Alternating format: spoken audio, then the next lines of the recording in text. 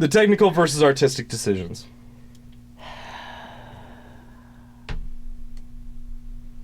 What is that face you're giving me?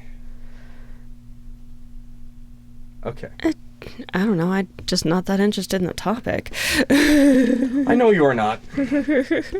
But I wanted to remind everybody that when you're making something, there's a lot of technical decisions that have to be made. You do things for technical reasons. Mm-hmm. Right?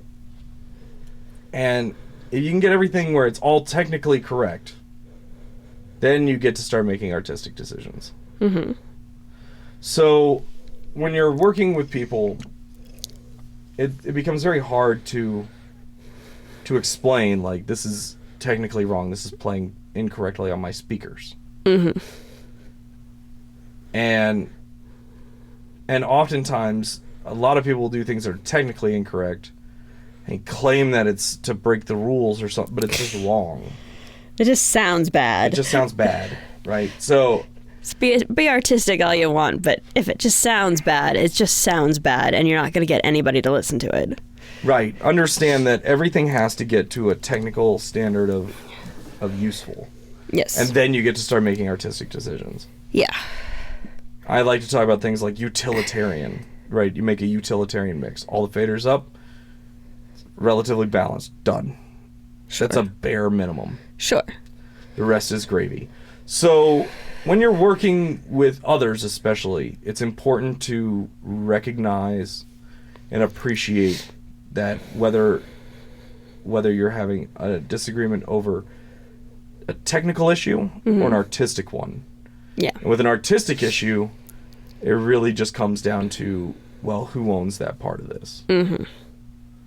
Right? The endless... There's a reason I own all the mixes. It's because somebody's got to own them. And ultimately, I solicit the feedback, but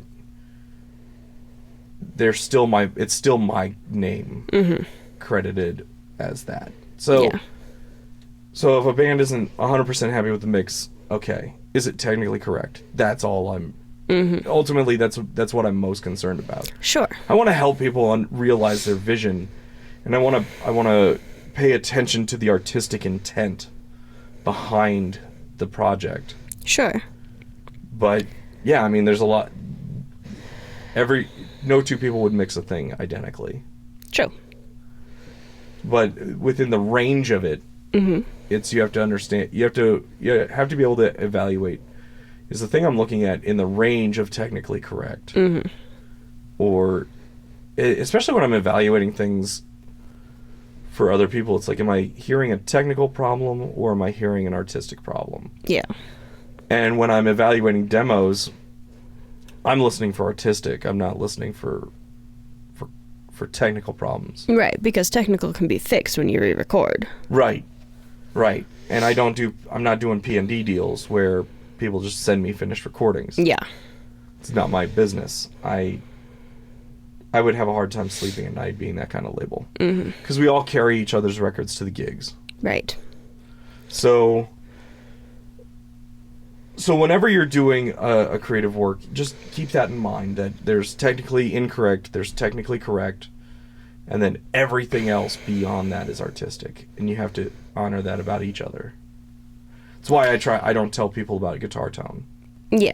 Guitar tone is very subjective. It's too subjective. Can I hear every note? Mm-hmm. Is every note clear? Okay. That's all I can do. Like, I can have an opinion, but we're just talking about opinions, and that's not productive. Yeah.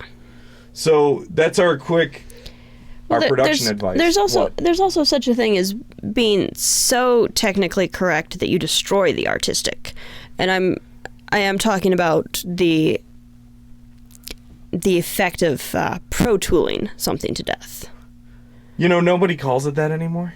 I know. Dinosaurs. I know, but I've heard it happen on a commercial release, and it doesn't matter how great your songwriting is. It doesn't matter how great your performance is. If you do that, your music is not... It may be technically correct, but it's not listenable. Yeah. But if it's technically correct, it's not listenable to you. and it's listenable to somebody. Now, I don't know. I talked to his manager, and he said that he couldn't get anybody to call him back after that album came out. So well, and especially when you're trying to like get noticed by it, it's pretty obvious when things are too overpolished. Yeah. So, yeah, you have to spend the time playing better, not spend the time trying to edit your way into sounding like you play better. Right.